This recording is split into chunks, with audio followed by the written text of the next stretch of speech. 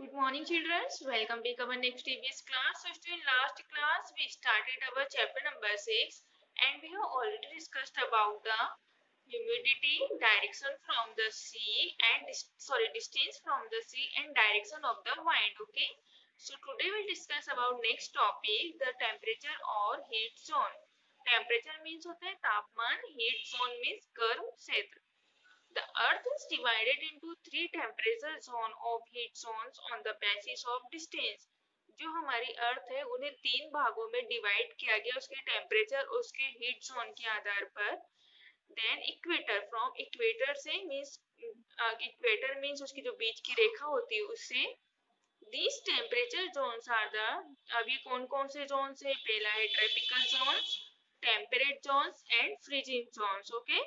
So first is tropical zone or torrid zone. The tropical zone is the closest zone to the equator. जो tropical zone होता है वो equator के बहुत close होता है. It lies on both side of equator. ये equator के दोनों side होता है. Between the tropic of Cancer, cancer जो कैंसर कर्क रेखा होती है उसके बीच में 23 1/2 degree and means north latitude in the northern hemisphere. ये हमारा northern hemisphere है. And the tropic of Capricorn, and the tropic of Capricorn means Makar, 23 1/2 degree south में है, latitude in southern hemisphere. Okay. This zone gets the direct rays to the sun of the year. और इस zone में जो Hemy southern hemisphere है इसमें पूरे साल भर सन की डायरेक्ट रेज आती है. So all the regions that fall in zone have a hot and wet type of tropical climate.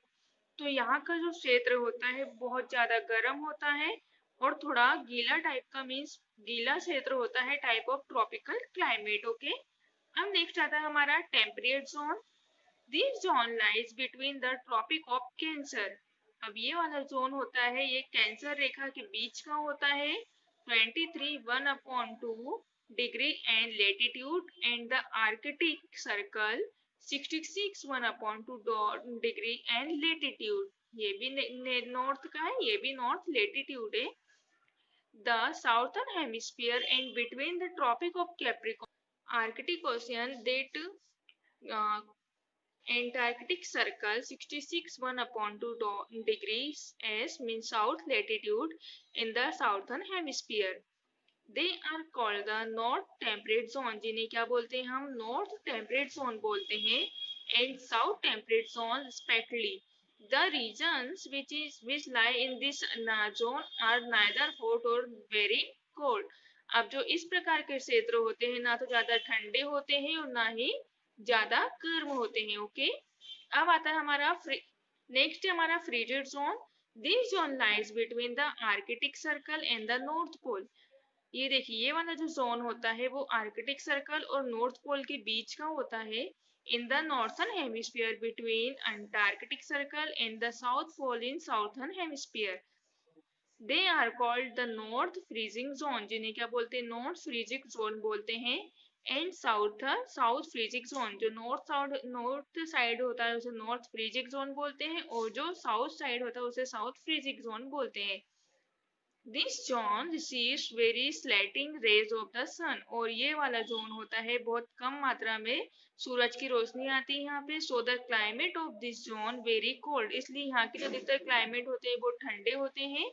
This the region which lie in this zone are covered with ice for most part of the year.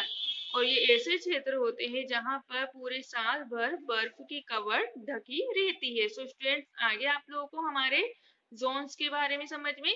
Now we will doing our tick the correct option. So first is the climate of Russia and Canada remain. जो climate होता है Russia और Canada का वो कैसा होता है? Moderate, cold या hot.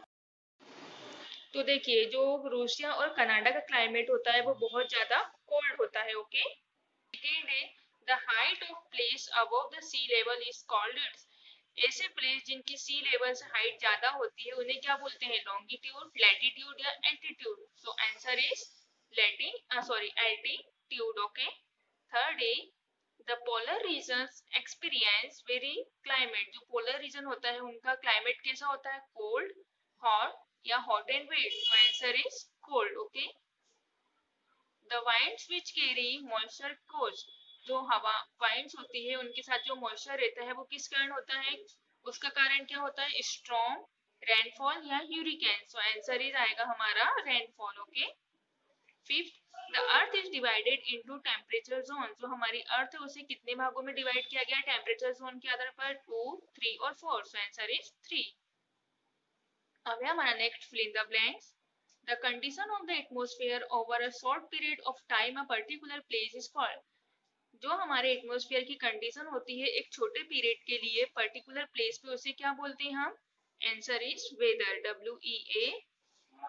WEATHER, weather. The climate that determine the climate of place, जो क्लाइमेट होता है, क्लाइमेट जो प्लेस पे होता है किसके डिटरमाइन के कारण होता है? आंसर इज फैक्टर्स के कारण. क्या होता है? फैक्टर्स के कारण होता है. Okay. Third, the place near the equator receive मोर, जो प्लेस इक्वेटर के बहुत ज्यादा करीब होते हैं वो अधिकतर क्या प्राप्त होती है यहाँ पे? गर्मी या ठंडी? So answer is heat. Places located at higher altitudes है, जो स्थान हायर एल्टीट्यूड्स पे होते हैं वो कैसे होते हैं? कोल्ड होते हैं या सॉरी हीट होते हैं? Answer is cold. Okay. Fifth, land gets heat and cools down, जो जमीन होती है हीट लेती है, किससे जल्दी लेती है? एंड कूल्स डाउन, फास्टर होती है. तो यहाँ पे क्या लिखेंगे? फास्टर, जल्दी ही गर्म होती है और जल्दी ही ठंडी हो जाती है. Okay.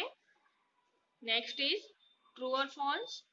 The weather of a place keeps on changing from time to time, ऐसा वेदर जो एक टाइम टू टाइम चेंज होता रहता है, इज इट ट्रू और false?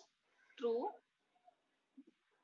Next, all regions the world have same type of climate, हमारे world में जितने भी क्षेत्र हैं उनका क्लाइमेट सब सेम जैसा होता है, एक प्रकार का होता है? फॉल्स.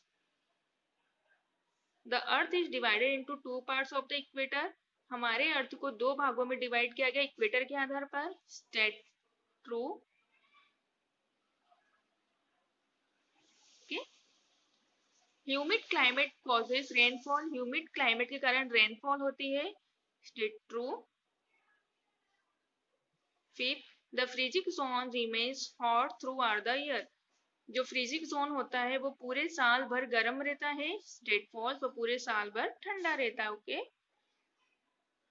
सो स्टूडेंट्स, इसके आगे की नेक्स्ट मैच द कॉलम हम नेक्स्ट क्लास में करेंगे. Thank you. Have a nice day.